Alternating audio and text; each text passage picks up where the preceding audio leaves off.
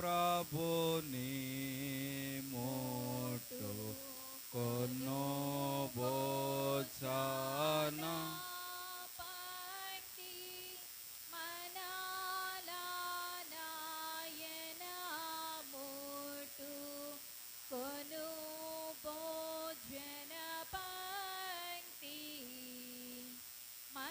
తండ్రితో ఎంత చనువాయెను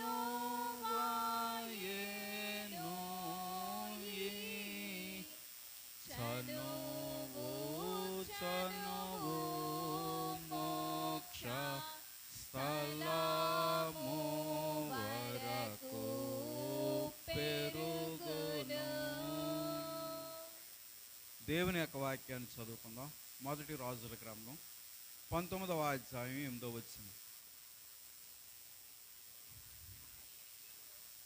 అతడు లేచి భోజనం చేసి ఆ భోజనపు బలము చేత 40 రాత్రింబగళ్ళు ప్రయాణము చేసి దేవుని పర్వతమని పేరు పెట్టబడిన హోరేబునకు వచ్చి. ప్రభునందు ప్రియులారా, మరి ఈ దినము ఒక ప్రత్యేకమైనటువంటి దినమై ఉంది. మరి ఈ దినము 5వ తారీఖు 5వ నెల. మరి ఈ దినానికి ఉన్నటువంటి ప్రత్యేకత ఏంటంటే బైబిల్ మిషను స్థాపన దినము కనుక దైవజనులు దేవదాసయ్య గారికి 1938వ సంవత్సరము జనవరి నెల 31వ తారీఖున దేవుడు బైబిల్ మిషను బయలుపరిచారు. అయితే మరి బైబిల్ మిషను బయలుపరచబడిన ఆ యొక్క పరిస్థితుల్లో మరి తాను ఉంటూ ఉన్నటువంటి లూథరన్ మిషన్ విడిచి బయటికి రావడానికి దైవజనులకి మనస్సు లేదు. మరి అలాంటి సమయంలో ఫిబ్రవరి నెలలో సైన్యము యొక్క యువరాజు వలె బయటకు రమ్మని దేవుడు తన యొక్క స్వరాన్ని వినిపించారు. అయినా కానీ ఇది నా తల్లి మిషను, నాకు విద్య నేర్పించింది, విద్యాబుద్ధులు నేర్పించింది, ఉద్యోగం ఇచ్చింది, నన్ను పోషించింది లూథరన్ మిషన్ కనుక ఆ మిషన్ నేను విడిచి రాను అని చెప్పేసి దైవజనులు విడిచి రాలేదు. అయినా పదే పదే దేవుడు ఆయన యొక్క హృదయాన్ని ప్రేరేపించడం బట్టి మరి ఆ యొక్క మార్చి నెలలో ఆయన ఏం చేశారంటే రిజైన్ చేస్తారు. మిషన్కి ఏం చేస్తారంటే లూథరన్ మిషన్కి రిజైన్ చేస్తారు. అయితే మిషన్కి రిజైన్ చేసినప్పుడు అవతల వారు ఆ రిజైన్ని అంగీకరించినట్లు మరలా ఏం చేయాలంటే ఒక పేపర్ ఇవ్వాలి. నీకు రిజైన్ మేము అంగీకరించాం సరే అని చెప్పేసి వారు అంగీకార పత్రం తెలియజేయాలి. వారు అలాగున అంగీకార పత్రం తెలియజేయలేదు. ప్రియులరా, మరి ఈ విషయం ఒక నిమిషం మీ ముందు ఆగుతున్నాను. ఏంటంటే ఎవరైనానంట ఒక సంఘములో నుంచి మరొక సంఘములోనికి వెళ్ళేటప్పుడు ఒక సంఘాన్ని విడిచిపెట్టి మరొక సంఘములోనికి వెళ్ళేటప్పుడు కూడానంట వారు విడిచి వెళ్ళే ఆ మిషన్కి అట ఏం చేయాలంటే రిజైన్ చేయాలట. అది అసలు రూల్, ఎవరం పాటించం. కానీ మరి ఎందుకు ఆ సంఘాన్ని వారు విడిచిపెడుతున్నారు, ఎందుకు ఆ సంఘాన్ని వారు వదిలేస్తున్నారు, ఆ కారణం తెలియజేసి వారు ఆ యొక్క సంఘానికి రిజైన్ చేసట మరలా వేరే సంఘానికి ఎందుకు వెళుతున్నారు, వెళ్ళవలసిన అవసరం ఏముంది అని చెప్పేసట అది చక్కగా తెలియజేయాలి. అది ఒక పద్ధతి, పూర్వకాల పద్ధతి. ఇప్పుడు ఎవరు పద్ధతులు పాటించడం లేదనుకోండి. అయితే దైవజనులు దేవదాసయ్య గారు కూడా అలాగున మార్చి నెలలో రిజైన్ చేశారు. కానీ ఆయనకి అంగీకార పత్రం అనేది ఆ కాలంలో ఉన్న లూథరన్ మిషన్కి లూథరన్ మిషన్ వారు ఇవ్వలేదు కనుక ఆయన ఇంకా ఏ మిషన్కి సంబంధించిన వారంటే లూథరన్ మిషన్కి సంబంధించిన వారే.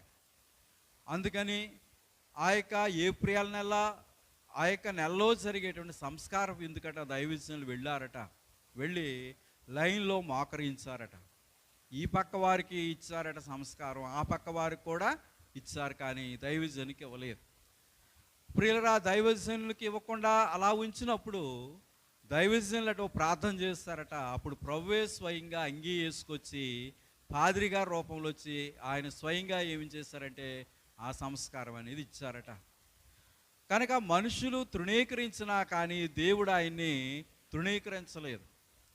కనుక సంస్కారం ఇవ్వలేదు అంటే ఇంక మీరు మా సంఘానికి రావద్దు, సంస్కారము ఇవ్వద్దు అంటే మీరు ఇంక మా మిషన్ విడిచిపెట్టాలి అని ఒక సంకేతాన్ని వారు తెలియజేశారు. కనుక దాన్ని బట్టి దైవజనులు ఆ యొక్క ఏప్రిల్ నెలలో ఆ యొక్క లూథరన్ మిషన్ విడిచి బయటకు వచ్చి మే నెల 5వ తారీఖున ఏం చేశారంటే బైబిల్ మిషన్ స్థాపించారు. కనుక ఆ యొక్క రాజమండ్రి పట్టణంలో మొట్టమొదట ఆ యొక్క బైబిల్ మిషన్ అనేది స్థాపన చేయబడింది. 5వ నెల 5వ తారీఖున ఆయన ఆ యొక్క ఏర్పాటు అనేది జరిగించిన వారై ఉన్నారు. కనుక మరి నాట నుండి స్థాపించబడినటువంటి ఆ యొక్క మిషను అంచెలంచెలుగా ఎదుగుచు మరి రాజమండ్రిని విడిచిపెట్టి ప్రతిపాడుని విడిచిపెట్టి ఏలూరుని విడిచిపెట్టి విజయవాడని విడిచిపెట్టి గుంటూరు పట్టణానికి చివరికి చేరింది. కనుక గుంటూరు వెళ్ళిన తర్వాత దేవుడు అన్నారట, యెహోవా నిన్ను ఇక్కడికి తీసుకుని వచ్చాను అనే మాట. కనుక దైవజన్ యొక్క చివరి కాలం అంతా కూడా ఎక్కడ సాగిందంటే గుంటూరులోనే సాగింది. కనుక ప్రియుల యొక్క బైబిల్ మిషను దేవుని యొక్క ఏర్పాటుని సూచించే మిషన్గా దేవుని యొక్క పరిశుద్ధ గ్రంథం మనకి చూపిస్తూ ఉంది. బైబిలో మిషను ప్రభువే స్థాపించెను, బైబిలు మిషనును ప్రభువే స్థాపించెను, వేరు చోటను లేని పేరు పెట్టే, వేరు చోటను లేని పేరు పెట్టే. గుణవంతుడగు గురువు దైవా దాసుండు, గుణవంతుడగు గురువు దైవా దాసుండు, దైవా సన్నిధియందు ధ్యానించుచుండా, దైవా సన్నిధియందు ధ్యానించుచుండా, సుగుణాల రాశి శ్రీ యేసు సుతునకు, సుగుణాల రాశి శ్రీ యేసు సుతునకు, స్వర్ణాక్షరములతో సాక్షాత్కరించే, స్వర్ణాక్షరములతో సాక్షాత్కరించెను. కనుక ప్రియులరా, మరి ఆ యొక్క మే నెలలో మరి ఆ యొక్క 5వ తారీఖున దైవజనులు బైబిల్ మిషన్ స్థాపించారు. కనుక ఆయన ఆ యొక్క బైబిల్ మిషన్ స్థాపన చేసినప్పుడు అనేకులు ఆక్షేపించారు, అనేకులు హేళన చేశారు. కనుక ఇంచుమించు ఆయన యొక్క బైబిల్ మిషన్ స్థాపన జరిగేటప్పటికి మరి ఆయన వయసు ఇంచుమించు 90 సంవత్సరాలు ఉండవచ్చు అన్నారు. కనుక ప్రియులరా, ఇంచుమించు ఒక 100 సంవత్సరాల వయసు ఉండొచ్చు. కనుక ప్రియులరా, ఒక 100 సంవత్సరాల వయసులో ఆయన యొక్క బైబిల్ మిషన్ అనేది ఆయన ఏర్పాటు చేసినటువంటి వారై ఉన్నారు. అయితే దైవజనులు అన్న మాట ఏంటంటే, ఈ బైబిల్ మిషన్ నాది కాదు, ఇది ఎవరిదంటే దేవునిది. మిషన్ని కానీ ఒక సంస్థను కానీ నడిపించాలంటే సొమ్ము అనేది చాలా అవసరం. కనుక ఆ యొక్క సొమ్ము అనేది సమృద్ధిగా ఉండాలి. ఒకటి ధనం ఉండాలి, రెండవది జనం ఉండాలి. రెండు ఉంటేనే కానీ ఏ సంస్థ అయినా ముందుకు సాగదు. కానీ ఆ కాలంలో చేతిలో సొమ్ము లేదు ప్రియులరా. రెండవది ధన సహాయం కానీ జన సహాయం కానీ లేని పరిస్థితిలో దైవజనులు బైబిల్ మిషన్ స్థాపించారు. ఆ స్థాపన చేసినప్పుడు ఆయన చెప్పినటువంటి మాటలు ఒక నోట్స్లో రాయబడి, ఆయన ఏమని రాశారంటే, ఈత రానివాడు సముద్రంలో దూకితో ఎలా ఉంటుందో నా పరిస్థితి కూడా అలాగే ఉంది అని రాస్తారు. కనుక ఈత వచ్చినటువంటి వారు సముద్రంలో దూకితే ఈత కొట్టవచ్చు, కానీ ఈత రాని వారు సముద్రంలో దూకితే చాలా కష్టతరమైనటువంటి పరిస్థితి. అయినా కానీ మరి దైవజనులు కేవలం దేవుని మీద ఆనుకొని దేవుని మీద ఆధారపడి ఆ యొక్క మిషన్ని ముందుకు నడిపించినటువంటి వారై ఉన్నారు. ఏ సమయానికి ఎంత సొమ్ము కావాలో, ఏ సమయానికి ఎంత సొమ్ము అవసరమై ఉందో అంత సొమ్ము కూడా ఆయన దేవుణ్ణి అడిగేవారు. దేవుని వద్ద నుండి ఆయన సమృద్ధిగా పొందేవారు.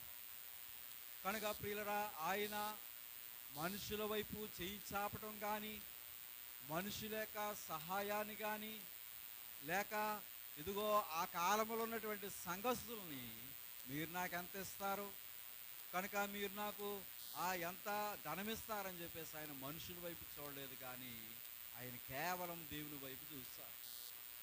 కనుక ప్రియులరా, నేటి దినాల్లో సేవకులైనా ఎవరైనా కానీ దేవుని వైపు చూడటం మానివేశారు, మనుషుల వైపు చూస్తూ ఉన్నారు.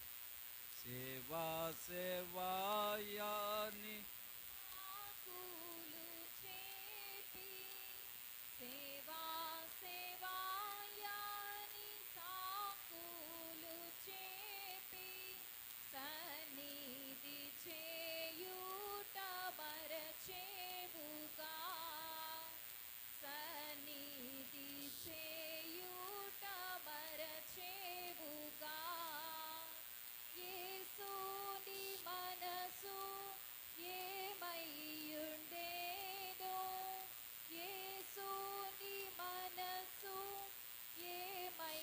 ఏమయ్యుండేదో ఏనాడు నీవు ఎరుగావుగా ఏనాడు నీవు ఎరుగావుగా విశ్వాస బ్రతుకు విడచేవు నీవు, విశ్వాస బ్రతుకు విడచేవు నీవు, అవిశ్వాస బ్రతుకు అలవాడేనా, అవిశ్వాస బ్రతుకు అలవాడేనా. సర్వశక్తుడేసు సాగించలేడని, సర్వశక్తుడేసు సాగించలేడని చేతులు చాపవు చందాలకై, చేతులు చాపవు చందాలకై. కనుక ప్రియులరా, సర్వశక్తుడు యేసు సాగించలేడని చేతులు చాపావు చందాలకై. కనుక ఈ కాలము చందాల కొరకు చేతులు చాపే కాలముగా మనకు కనబడుతుంది. కానీ దైవజనులు ఆ కాలంలో విశ్వాస బ్రతుకుని నేర్పించారు, విశ్వాస జీవితాన్ని నేర్పించారు. కనుక విశ్వాస జీవితంలో మనుషుల వైపు చూడకూడదు, కానీ ఎవరి వైపు చూడాలంటే ఆ దేవుని వైపు చూడాలి. అందుకే నా చరణంలో చాలా చక్కగా రాస్తా, విశ్వాస బ్రతుకు విడిచేవు నీవు, అవిశ్వాస బ్రతుకు అలవాడిన. కనుక ప్రియులరా, ఇప్పుడు నేటి దినాల్లో విశ్వాసం అనేది కనుమరుగైపోతూ ఉంది. పేరుకి మనం విశ్వాసమే, కానీ మనలో ఏమి లేదంటే విశ్వాసం లేదు. విశ్వాసం లేని విశ్వాసమై ఉన్నాం. కనుక ప్రియులరా, అవిశ్వాసం అనేది మనలో అధికమైపోతూ ఉంది. కనుక అవిశ్వాసం అనేది మనలో తాండవం ఆడుతూ ఉంది. ఒక మనిషిలోనట విటమిన్లు తగ్గిపోతే ఆ మనిషి అనారోగ్యం పాలవుతాడట. అలాగనే ప్రియులరా, మరి మనలో కూడా విశ్వాసం అనేది తగ్గిపోయి అవిశ్వాసం అనేది అధికమవుతూ ఉంది. కానీ దైవజనులు నేర్పించిన పాఠం ఏంటంటే, మనుషుల వైపు కాదు, కానీ ఎవరి వైపు చూడాలంటే దేవుని వైపు చూడాలి. కనుక ప్రియుల, సర్వశక్తుడు యేసు సాగించగలడు. కనుక ఆయనకి అసాధ్యమైనది ఏదైనా ఉందా? లేదు. ప్రియుల, ఒక సభ చేసేటప్పుడు మనుషుల్ని కానుకలు అడుగుతారు. ప్రియుల, ఏదైనా ఒక ఏర్పాటు చేస్తున్నప్పుడు ఇదిగో మాకింత కానుక ఇవ్వండి అని చెప్పేసి అడుగుతారు. కానీ దైవజనులు మనకు నేర్పించింది అది కాదు. ప్రియుల, విశ్వాస జీవితం అనేది దైవజనులు నేర్పించాలి. కనుక ఈ విశ్వాస జీవితం అనేది చాలా ప్రాముఖ్యమైంది. బైబిల్ మిషన్కి పునాది ఏంటంటే విశ్వాస జీవితమే పునాది. కనుక మన తండ్రి విశ్వాసమునకు ఒక ప్రధానమైనటువంటి ఏర్పాటు అయి ఉన్నారు. కనుక అటు ఏర్పాటు ఆయన యొక్క జీవితంలో కనబడుతుంది. ప్రియులారా, నాట నుండి నేటి వరకు 86 సంవత్సరాల నుండి బైబిల్ మిషను ఈ రీతిగా సాగడం అనేది దేవుని యొక్క ఏర్పాటుగా మనం గమనిస్తూ ఉన్నాం. కనుక ఆ యొక్క ఏర్పాటు మిషన్లో మనం ఉండడం అనేది ఒక ఘనమైనటువంటి పరిస్థితిగా పరిశుద్ధ గ్రంథం మనకి తెలియజేస్తూ ఉంది. ప్రియులరా, మరి మనం చదువుకున్నటువంటి ఇక మొదటి రాజుల గ్రంథంలో 19వ అధ్యాయంలో అతడు లేచి భోజనం చేసి ఆ భోజన బలము చేత 40 రాత్రింబగళ్ళు ప్రయాణము చేసి దేవుని పర్వతమని పేరు పెట్టబడిన హోరేబునకు వచ్చి, కనుక అతడు లేచి, ప్రియులరా, ఎందుకంటే అతడు పడుకున్నాడు, పరుండి ఉన్నాడు. కనుక ప్రియులరా, ఒక దిన ప్రయాణము అరణ్యములోనికి పోయి ఒక బదరీ వృక్షం కింద కూర్చుండి మరణాపేక్ష గలవాడే అతడు ప్రార్థన చేస్తాడు. కనుక ప్రియులరా, అంతేకాకుండా అతడు బదరీ వృక్షం క్రింద పరుండి నిద్రిస్తూ ఉన్నప్పుడు ఒక దేవదూత వచ్చి అతనికి ఆహారం పెట్టింది. కనుక ఏలియా గారి యొక్క జీవితం చాలా ఉన్నతమైంది. విచిత్రమైనటువంటి ఏర్పాట్లు ఏలియా గారి యొక్క విషయంలో దేవాదేవుడు జరిగించిన వారై ఉన్నారు. 17వ అధ్యాయంలో కాకోలము చేత దేవుడు ఏలియాను పోషించారు. అంతేకాకుండా విధవరాలి చేత కూడా దేవుడు ఏం చేశారంటే పోషించారు. కనుక ప్రియులరా, అంతేకాకుండా ఈ యొక్క 19వ అధ్యాయంలో దేవదూత చేత కూడా దేవుడు ఏం చేశారంటే పోషింపజేస్తూ ఉన్నారు. ఎందుకంటే ఏలియా ఒక ఘనమైనటువంటి వ్యక్తి. కనుక ఏలియా గొప్ప ఉన్నతమైనటువంటి ఏర్పాటు కలిగినటువంటి వ్యక్తి. ప్రియులరా, ఏలియా నిరంతరం కూడా ఎవరి మీద ఆనుకునేవాడంటే నా ఎవని సన్నిధిని అనేవాడు. అంటే దేవుని సన్నిధిలో ఆ దివారాత్రుల్లో కూడా కనిపెట్టే వ్యక్తి ఏలియా. దివారాత్రుల్లో కూడా దేవుని వైపు చూసే వ్యక్తి ఎవరంటే ఏలియా. అయితే మనుషులు దేవుని మీద ఆధారపడినప్పుడు దేవుడి మీద ఆధారపడిన వారిని ఎవరిని కూడా దేవుడు విడిచిపెట్టరు. కనుక ఎవని మనస్సు నీ మీద ఆనుకొని ఉన్నదో వారిని నీవు పూర్ణశాంతము గలవారినిగా చెయ్యదు అని, లేకపోతే కాపాడదు అనే మాటలు వాక్యములో మనం గమనిస్తున్నాం. కనుక మనము దేవుని మీద పూర్తిగా ఆనుకున్నప్పుడు ఆధారపడినప్పుడట ప్రియులరా, ఎవరి వైపు కూడా మనం చూడవలసిన అవసరం లేదు. కానీ మరి నిజానికి ఒక మాటను మనం చూస్తే విధవరాలికి అనగా ఏలియా గారికి ఆ యొక్క ఏర్పాటును మనం గమనిస్తే ఈ విధవరాలు ఆ యొక్క ఆహారం పెట్టిందా లేక విధవరాలి చేత దేవుడు పెట్టించారంటే దేవుడే పెట్టించారు. కానీ పైకి ఎవరు కనపడుతున్నారు? విధవరాలు కనపడుతుంది. అలాగనే ప్రియులరా, ఆహారము తెచ్చిన విషయంలో కాకులు ఆహారం తీసుకొచ్చినాయి. నిజానికి కాకులు తేలేదు, కానీ కాకుల చేత దేవుడే పంపించారు. నిజానికి ఎవరో ఒకరు ఇస్తేనే కానీ ఆ యొక్క ఏర్పాటు అనేది మనుషుల్లో ఉండదు. సరాసరి దేవుడే వచ్చేద్దామంటే మన భక్తి అంతకి సరిపోద్దంటారా? సరిపోదు. ప్రియులరా, ఒక చోటట ఒక మంచి విశ్వాసం కలిగినటువంటి ఒక వ్యక్తి ఉండేదట. అయితే అవి విశ్వాసే, కానీ ఎవరైనా ఏదైనా ఇచ్చినా, ఎవరైనా ఏదైనా మరి ఇచ్చినా కానీ వారు తీసుకునేవారు కాదట. ప్రియులరా, మరి కాలాలు మారిని తన పరిస్థితి చాలా భయంకరమైన పరిస్థితిలోకి వెళ్ళిపోయి తినడానికి తిండి లేని పరిస్థితి ఆమె జీవితంలో కనబడుతుంది. ఆమె విశ్వాసం కలిగి ప్రార్థన చేస్తుందట. దేవుడట ఒక చిన్న పాప చేత ఆహారం పంపించాట. ఆహారం పంపిస్తే ఆ చిన్న పాప వెళ్ళి, ఆంటీ ఇదిగో మీరు ఈ ఆహారం తినండి అని చెప్పేసి పెడితే, పట్టుపో, నాకు వద్దు, నాకు ఆహారం అక్కర్లేదు, నాకు దేవుడే పెడతాడని చెప్పేసి తిరిగి వెనక్కి పంపించేస్తుంది. ప్రియులరా, ఇంకా ఆమె ప్రార్థన చేస్తుంది. ఆ మర్నాడు మరలా ఒక వృద్ధుడైనటువంటి ఒక వ్యక్తి ఆహారం తీసుకొచ్చాడట. అయినా కానీ ఆమె దాన్ని భుజింపలేదు, తిరిగి వెనక్కి పంపించేసింది. నాకు దేవుడే పెడతాడు, మీరెవరు పెట్టక్కర్లేదు అంది. ప్రియులరా, కొన్ని దినాలకి ఆహారం లేక ఆమె చనిపోయింది. చనిపోయిన తర్వాత ఆమె ఆత్మ అటండి పరలోకం వెళ్ళిందట. పరలోకం వెళ్ళినటువంటి ఆత్మట దేవునితో పోరాడుతుందట. ఏంటి ప్రభువా, నువ్వే కదా చెప్పావు, నా మీద ఆనుకుని నా మీద ఆధారపడి ఉంటే ఇదిగో ఆకాశ పక్షుల్ని నేను పోషిస్తున్నాను, మీరు అంతకన్నా శ్రేష్ఠులు అన్నావు.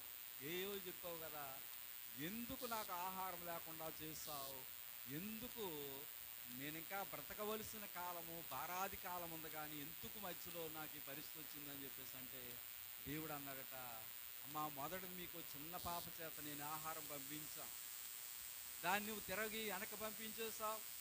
తర్వాత ఒక వృద్ధుని చేత నేను ఆహారం పంపించాను, దాన్ని కూడా నీవు తిరిగి ఏం చేస్తావంటే వెనక పంపించేస్తావు. కనుక నేను పంపించాను కానీ నీవు తీసుకోలేదు, కనుక తప్పు నాది కాదు నీదే అన్నాడట. అలాగనే ప్రియుల కొన్ని పరిస్థితుల్లో దేవాది దేవుడు మనుషుల చేత మనకి ఏం చేస్తారంటే కొన్ని సహాయాలు మనకి అనుగ్రహిస్తూ ఉంటారు. మన అవివేకాన్ని బట్టి కానీ లేక మన యొక్క తెంగరతనాన్ని బట్టి కానీ వాటిని మనం పారద్రోలుతూ ఉంటాం. కనుక ప్రియులరా, మరి నిజంగా దేవాది దేవుడే దిగి వచ్చి సహాయం చేయాలంటే అది సాధ్యం కాదు. మనుషులను ప్రేరేపించి వారి చేత దేవుడు ఏం చేస్తారంటే ఆ సహాయం అనేది ఆయన చేస్తారు. ప్రియులు, ఇక్కడ ఏలీషాకు దేవుడు ఒక సహాయకుడై ఉన్నారు. కనుక సహాయకుడై ఉన్నటువంటి ఆ యొక్క ఏలియా దేవుని పక్షంగా నిలబడినటువంటి వ్యక్తి. ప్రియులరా, ఆ యొక్క బయలుదేవత ప్రవక్తలతోనూ ఆషేరాదేవి ప్రవక్తలతోనూ మరి వాదమాడి వారిని గెలిచి కేరీతు వాగు దగ్గర 900 మందిని ఏం చేశారంటే మొక్కలుగా నరికాడు. అంత పౌరుషం కలిగినటువంటి వ్యక్తి ఏలియా. ఆ మాట అది యెజబెలుకి వినబడింది. ఆ యెజబెలు అంది, రేపీ పాటికి నేను నిన్ను చంపకపోతే నా పేరు యెజబెలే కాదని చెప్పి శపథం చేసింది. ప్రియులరా, ఒక స్త్రీ చేతిలో నేను చావాలా, ఒక స్త్రీ యొక్క చేతిలో నేను చావాలని చెప్పేసి అతడు ఆలోచన చేసుకుని తన ప్రాణాన్ని కాపాడుకోవడానికట పారిపోతూ ఉన్నాడట. కనుక ప్రియులరా, పారిపోతున్నటువంటి అతడు మరి నిజానికి దేవునికి ఒక మర్యాదపూర్వకమైన ప్రార్థన చేస్తున్నాడు. అతడు చేసే ప్రార్థన ఏంటంటే, ఎంత మట్టుకు చాలును, నా ప్రాణం తీసుకో, ఎంత మట్టుకు చాలు. కనుక ప్రియులు, ఎంత మట్టుకు చాలు, నా ప్రాణం తీసేసుకో. ఏం చెయ్యాలో దేవునికి తెలుసు కానీ ఏది ఎలా జరగాలో మానవులమైన మనకి తెలియదు. ప్రియులరా, ఏ మనిషి అయినా అనుకుంటాడో నేను చేసేది సరైంది, నా యొక్క ఏర్పాట్లన్నీ మంచిగానే ఉన్నాయని అనుకుంటారు. కానీ ప్రియులరా, మరి నిజానికి మనకన్నా ఎక్కువ ఎవరికి తెలుసు అంటే దేవునికి తెలుసు. ఎవరు మట్టుకు వారు సరిగానే ఉన్నారు అని చెప్పేసి అనుకుంటారు. నిజానికి ఇది ఎలక్షన్ల కాలం. చూడండి, అటు ఇటు కూడా అభ్యర్థులు నిలబడతారు. వారు ఏమనుకుంటారంటే మేము నెగ్గుతామంటే మేము నెగ్గుతాం, కనుక మాదే మెజార్టీ అంటే మాదే మెజార్టీ. ప్రియులరా, మరి ప్రస్తుత కాలంలో ఎవరు మట్టుకు వారు ధీమాను వ్యక్తం చేస్తూ ఉన్నారు. ఆయన పైన ఒక ఆయన ఉన్నారు. నిర్ణయం అంతా ఎవరిది? దేవుంది. ప్రియులరా, ఒకరిని తగ్గించును, ఒకరిని హెచ్చించును. కనుక ఎవరిని తగ్గించాలో వారిని తగ్గిస్తారు, ఎవరిని హెచ్చించాలో వారిని హెచ్చిస్తారు. కనుక ప్రియులరా, ఇవి ఆయన చేతులు ఉన్నాయి కానీ మనుషుల చేతిలో లేవు. కానీ మనుషుల పాపం ఎంత ధీమా వ్యక్తం చేస్తారు. ఒక ఇంటర్వ్యూలో ఒక ఆయన చెప్తున్నాడు, నేనే ఎమ్మెల్యేని అవుతాను, కనుక నాకు 16,000 మెజార్టీ వస్తుందని చెప్పేసి ఆయన బల్లగుద్ది మరి చెప్తున్నాడు. ప్రియులరా, అలా అయితే ఇంకా ఆయనకి ఎవరు ఓట్లు వేయక్కర్లేదు అనమాట. ఓట్లు వేస్తే నెగ్గుతాడు కానీ వేయకపోతే నెగ్గుతారా? అది వాడు ధీమా. కానీ ప్రియులరు, ఇక్కడ ఏలియా గారి యొక్క ఏర్పాటు కూడా మనం గమనిస్తే ఎంత మట్టుకు చాలు, నా ప్రాణము తీసేసుకో. ప్రియులరా, మరి నిజానికి అతడు చేసిన సేవ సామాన్యమైన సేవ కాదు. అతడు చేసినటువంటి క్రియలు సామాన్యమైనటువంటి క్రియలు కాదు. శక్తికి మించినటువంటి కార్యములు ఏలియా గారి చేత దేవుడు చేయించారు. అలా చేయించడానికి కారణం ఏంటంటే నిరంతరం కూడా ఏలియా గారికి ఎక్కడ ఉండేవారంటే ఆ దేవుని సన్నిధిలో ఉండేవారు. కనుక ప్రియులరా, దేవుని సన్నిధిలో అతడు నివాసం ఉండేవారు. కనుక ఆ యొక్క చరణంలో మనం పాడుకున్నాం, సన్నిధి సన్నిధి అంటావే గాని సన్నిధి సారం నీ వెరుగవుగా. కనుక ప్రియులరా, సన్నిధి సారం మనకు తెలియదు, కానీ ఆ సన్నిధి సారం అంటే ఎవరికి తెలుసు అంటే ఏలియా గారికి తెలుసు. కనుక ప్రియులరా, ఎందుకంటే ఆ సన్నిధిలో ఉన్న సారమంతా కూడా ఏలియా గ్రహించాడు. గ్రహించినటువంటి ఏలియా ఇంత మట్టుకు చాలని ప్రార్థన చేస్తాడు. నిజానికి ఇక్కడ ఏలియా యొక్క ప్రార్థన దేవుడు విన్నాడా? వినలేదు. నా ప్రాణాన్ని తీసేసుకుంటే దేవుడు తీసేసుకున్నాడా? తీసుకోలేదు. పైగా దేవదూత గారి చేత ఆహారం పంపించాడు. ఆహారం పంపించి ఆ పంపించినటువంటి ఆహారాన్ని తిన్నాడో, నిద్రపోయాడు. రెండో మారు మరలా ఆహారం పట్టుకొచ్చింది, అది తిన్నాడో. ఇప్పుడు తిన్న తర్వాత అతడు ఏం చేస్తాడంటే అతడు లేచి మా భోజనం చేసి, ప్రియులు అతడు లేచాడు, భోజనం చేస్తాడు. కనుక ప్రియులు, మన ఉన్న పరిస్థితుల నుండి మనం లేవాలి. మొదటిగా పాపము నుండి లేవాలి, మన పనుల్లో నుండి లేవాలి, మనకున్నటువంటి పరిస్థితుల్లో నుండి మనం లేవాలి. ప్రియులరా, లోకంలో ఉన్న చాలామంది వారున్న పరిస్థితిని విడిచి బయటికి రావడానికి ఇష్టపడరు. కనుక ప్రియులరా, వారున్నటువంటి పరిస్థితి నుండి బయటికి రావడానికి ఇష్టపడరు. కనుక ప్రియులరా, నిజానికి మన యొక్క ఏర్పాటు కానీ మనం గమనిస్తే, మనము ప్రభులోనికి వచ్చినటువంటి మనము కొన్ని పరిస్థితుల్లో నుండి మనం ఏం చేయాలంటే లేవాలి. నమ్మాము కానీ మనం లేవటానికి ఇష్టపడతామంటారా? ఇష్టపడతాం. ప్రియులరా, నిజానికి మనం నమ్మాం, బాప్తీసం తీసుకున్నాము, కానీ దేవుని యొక్క విషయాల్లో మనం ముందుకు ఉండడానికి ఇష్టపడం. ఈ మధ్యకాలంలో ఓ చోట ఒక ప్రార్థన జరుగుతుంది. ఆ ప్రార్థనకు అందరూ కూడా వచ్చారు. అందరూ అంటే కొంతమంది వచ్చారు. అయితే ఒకరు బొట్టు పెట్టుకొచ్చారండి. ఓ పాస్టర్ గారు చూసి అంటున్నారు, అయ్యగారు ఈవిడ అసలు ప్రార్థన చేసుకునే ఆవిడేనా? బొట్టు ఉందేటి అని అడుగుతున్నారు. అంటే ప్రియులరా, ఆ బొట్టును చూసి ఆ పాదిరి గారికి ఏం కలిగిందంటే అనుమానం వచ్చింది. ప్రియులరా, నిజానికి ఫంక్షన్కి వెళ్తలేదు, కానీ ఎక్కడికి వెళ్ళారు? ప్రార్థనకి వెళ్ళారు. ఫంక్షన్కి వెళ్తే ఒకలాగా ఉంటుంది. నిజానికి బొట్టు అనేది దేశ ఆచారం మాత్రమే, కానీ వేరే ఏమీ కాదు. కనుక ప్రియులరా, మరి నిజానికి వారు ఆ యొక్క బొట్టుతో వచ్చారు, అక్కడికి ప్రార్థనకు వచ్చారు. ప్రియులరా, అందరూ ముఖాలు కూడా ఒకలాగున్నాయి. వీరు ముఖం చూడగానే మరొకలా కనిపిస్తుంది. కనుక ప్రియులరా, మరి నిజానికి కొంతమంది అడుగుతారు, బొట్టు పెట్టుకోవద్దని బైబిల్లో ఎక్కడ ఉంది అంటారు. ఆ బొట్టు పెట్టుకోమని ఎక్కడ ఉంది? పెట్టుకోమని ఉందా? లేదు. పెట్టుకోవద్దని ఉందా? లేదు. కానీ దేవాది దేవుడు చెప్పినటువంటి మాట ఏంటంటే, ప్రభులోనికి వచ్చినటువంటి మనము అన్యాచారాలను ఏం చేయకూడదంటే ఆచరించకూడదు. కనుక అన్యాచారాలకు మనము దూరంగా ఉండాలి. కనుక ప్రియులరా, దేవుని యొక్క ఉద్దేశం అనేది మనం గ్రహించాలి. కనుక అతడు లేచాడు, భోజనం చేస్తాడు. అలాగే మనం కూడా మనం ఉన్న పరిస్థితుల నుండి ఏం చేయాలంటే లేవాలి. ప్రియులరా, ఇప్పుడు లేచి భోజనం చేసినటువంటి అతడు ప్రియులరా, భోజన బలము చేతట 40 రాత్రింబగళ్ళు ప్రయాణం చేస్తాడు. కనుక ఇతడు ప్రయాణము చేయటానికి పట్టిన కాలం ఎంత అంటే 40 దినాలు. కనుక ప్రియులరా, అంటే పగలు ప్రయాణమే, రాత్రులు కూడా ప్రయాణమే. ఒక్క దినము ఆహారం అట ఆయన్ని ఎన్ని దినాలు నడిపించిందంటే 40 దినాలు నడిపించింది. కనుక ప్రియ, మనమైతే శరీర ఆహారము ఆ దినానికి 2-3 సార్లు మనం తింటూ ఉంటాం. కానీ ఆత్మీయ ఆహారం అయితే నెలకొకసారి మనం భుజిస్తూ ఉంటాం. ఇంకా చూస్తే వాక్యాహారం అనేది మనం ప్రతిదినం కూడా భుజించాలి. అంటే బైబిల్ గ్రంథాన్ని మనం చదవటం ఏమై ఉందంటే భుజించడం అయి ఉంది. వాక్యాహారము తినని ఎడల బలమాత్మకు లాభించుటెట్లు, వాక్యాహారము తినని ఎడల బలమాత్మకు లాభించుటెట్లు.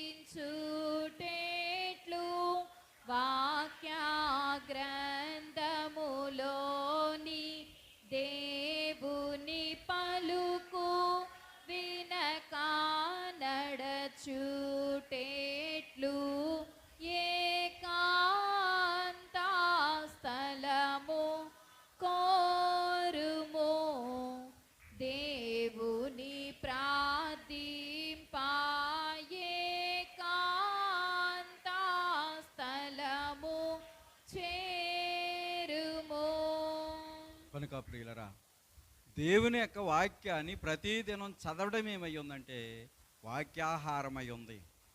కనుక మన యొక్క ఆత్మీయ జీవితంలో మనం అభివృద్ధి చెందాలంటే ప్రతిదినం కూడా దేవుని యొక్క వాక్యాన్ని ఏం చేయాలంటే చదవాలి. ప్రియులరా, దేవుని యొక్క వాక్యాన్ని మనం చదవలసిన వారమై ఉన్నాం. మరి నాకు తెలిసినటువంటి ఒకరు ఒక మాట చెప్పారు. ఏమన్నారంటే వారట బైబిల్ గ్రంథాన్నట రాస్తున్నారటండి. అది కారణం మొదలుకున్నట ప్రార్థన గ్రంథం వరకు వారు ఏం చేస్తున్నారట, రాస్తున్నారట. ఎందుకు రాస్తున్నారంటే వారు చెప్పిన సమాధానం ఏంటంటే రాబోయే కాలంలో బైబిళ్ళు ఉండవు. బైబిళ్ళు నాశనమే, అంటే ప్రభుత్వాలు మారినప్పుడు క్రైస్తవ వ్యతిరేకులు ఆ యొక్క ప్రభుత్వాధికారులు అయినప్పుడట ఈ బైబిల్ని ఏం చేస్తారంటే నాశనం చేసేస్తారు, కాల్చేస్తారు. అందుకని వారు చెప్పిన మాట ఏంటంటే నేను నోట్స్ కింద రాస్తున్నాను, అనేకమైన నోట్స్లు అవుతున్నాయి అని చెప్పేసి వారు తెలియజేస్తారు. నిజానికి అంత బైబిల్ గ్రంథం రాయొచ్చు అంటారా? వాళ్ళు రాస్తున్నారు. నిజానికి మనిషి తలుచుకుంటేనంట ఏదైనా చెయ్యొచ్చు. ప్రియులరా, రాయగలమా అంటే ఏమీ చేయలేము, రాయగలము అంటే రాయగలం. కనుక ప్రియుల వారికి కుదిరినప్పుడు, వారికి ఖాళీ అయినప్పుడట బైబిల్ గ్రంథాన్ని తీసుకుని వారు చక్కగా ఒక నోట్స్ కింద రాస్తూ ఉన్నారు. కనుక ప్రియులరా, మరి నిజానికి వారట మరి పాత నిబంధన అంతా పూర్తి చేసి క్రొత్త నిబంధనలో లోకాసువార్త వారు రాస్తున్నారట. ప్రియులరా, రాసినటువంటి అవన్నీ కూడా భద్రం చేసుకుంటున్నారు. నిజమే, రాబోయే కాలము క్రైస్తవులకు గొడ్డు కాలము, క్రైస్తవ మతానికి చాలా గొడ్డు కాలం అనేది రాబోతుంది. ప్రియులరా, మరి వ్యతిరేకమైన ప్రభుత్వ పరిస్థితులు క్రైస్తవులు వ్యతిరేకంగా మారుతున్నాయి. అయినా కానీ మరి మన విశ్వాసాన్ని మనం విడిచిపెట్టకుండా, మన యొక్క నమ్మకాన్ని మనం విడిచిపెట్టకుండా మనం సాగవలసిన వారమై ఉన్నాం. ప్రియులరా, మరి యూట్యూబ్లో చెబుతున్నారు, ఒకరు చెప్పే మాట ఏంటంటే బాప్తిస్తానికట సర్టిఫికెట్లు ఇస్తారట. ఆ సర్టిఫికెట్లు కలిగి ఉన్నవారు మాత్రమే మందిరానికి వెళ్ళాలటండి. అయితే ఈ సర్టిఫికెట్లు లేని వాళ్ళనట ఏం చేస్తారంటే మందిరానికి రానివ్వరట. అయితే ఈ సర్టిఫికెట్లు తీసుకుందామంటే వీళ్ళకి రేషన్ బంధు. వీళ్ళు ఇంకా కొన్ని ఏం చేస్తారు, ఆ బంధు చేస్తారు. ఇప్పుడు దేవుడు కావాలా, అవి కావాలా? అమ్మ బాగానే చెప్తున్నారు ఇప్పుడు, కానీ అప్పుడు చెప్పాలి మనం. కనుక ప్రియులరా, అమ్మ మీరు ఒక్కరు చెప్పారు కానీ మిగిలిన వాళ్ళు చెప్పారా? చెప్పలేదు. అంటే వీళ్ళకి అందరికీ దేవుడు మిమ్మల్ని దీవించునుగాక అంతే. ప్రియులరా, ఎవరి వ్యక్తి అయినా కానీ ఎప్పుడు తెలుస్తుంది అంటే అప్పుడు తెలుస్తుంది అన్నమాట. కనుక ప్రియులు, ఎవరి విశ్వాసమైనా కానీ ఎప్పుడు తెలుస్తుంది అంటే అప్పుడు తెలుస్తుంది. కనుక ప్రియులరా, రాబోయే కాలము గొడ్డు కాలము. కనుక కొంత ఉత్తరప్రదేశ్కి సంబంధించినటువంటి ఒక యోగి అని ఒక ముఖ్యమంత్రి ఉన్నాడండి. ఆయన అంటున్నాడు చర్చిలు కూల్చేస్తాం. ఆ రాష్ట్రంలో చెప్పే మాట ఏంటంటే మేము చర్చిలు కూలుస్తాం, ఒకవేళ ఇళ్లలో ప్రార్థన చేసుకుంటే ఆ ఇళ్లను కూడా మేము ఏం చేస్తామంటే కూల్చేస్తామని చెప్తున్నాడు. ఆడు ఎంత ధైర్యంగా చెప్తున్నాడు ఆడు. ప్రియులరా, మరి నిజానికి ఆడికి వెనకాల పెళ్ళం పిల్లలు లేరులేండి. చాలా భయంకరంగా ఉంటాడు మనిషి ఆ యొక్క యోగి. కనుక ప్రియులరా, ఎలాగున ప్రభుత్వాలు చాలా పంతాలతో ఉన్నాయి, కానీ బైబిల్ గ్రంథమే ముందుగానే తెలియజేసింది ఎలాంటి శ్రమలు, ఎలాంటి పరిస్థితులు క్రైస్తవులకు రాబోతున్నాయని. ప్రియులరా, ఏది ఏమైనా కానీ మన భక్తిని, మన యొక్క విశ్వాసాన్ని మనం కాపాడుకుంటూ దేవుని యొక్క ఏర్పాటులో మనం ముందుకు సాగవలసినటువంటి వారమై ఉన్నాం. కనుక ప్రియులరా, ఏది ఏమైనా కానీ దేవుని యొక్క చిత్తాన్ని మనం జరిగించాలి. ప్రియుల, ఏది ఏమైనా కానీ దేవుని యొక్క ఏర్పాటులో మనం ముందుకు సాగాలి. కనుక ఏ విషయంలోనూ మనము పైకి తేలకూడదు. మనకు నచ్చిన ఓడికి మనం ఓటేయచ్చు, కానీ మేము పలానా ఓడికే సపోర్ట్ చేస్తామని చెప్పేసి మనం అనకూడదు. ప్రియులరా, ఏ పార్టీ నగితే ఆ పార్టీ నాది అనుకోవాలి, అంతే కదా.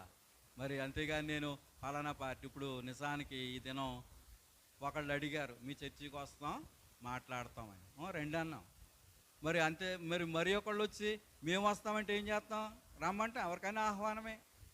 కనుక ప్రియులరా, ఎవరైనా రావచ్చు, కానీ అటు ఇటు తేలకూడదు.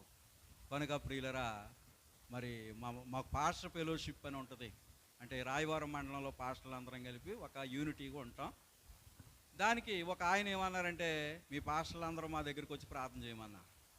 ముందు వీళ్ళు ఏం చేశారంటే అబ్బాయి రామ్ అన్నారు. రామ్ అంటే మీరు పెద్ద ఆయన దగ్గరికి వెళ్ళిపోయింది ఫోను. ఆయన అన్నారు, మనం పైకి తేలిపోకూడదు, ఎవరు పిలిచినా కానీ వెళ్ళి ప్రార్థన చేయాలంతే. అంటే అప్పుడు వెళ్ళి ప్రార్థన చేయడం జరిగింది. ఏదైనా కానీ ఏ విషయంలోనూ పైకి తేలకూడదు, మన ఇష్టానుసారంగా మనం వెళ్ళొచ్చు, కానీ దేవుని చిత్తానికి అనుకూలమైన ప్రభుత్వం వచ్చేలాగా మాత్రం మనం ప్రార్థన చేయాలి. దేవుడు ఈ కొద్ది మాటలను దీవించును గాక. చందాపాట తీసుకుందాం.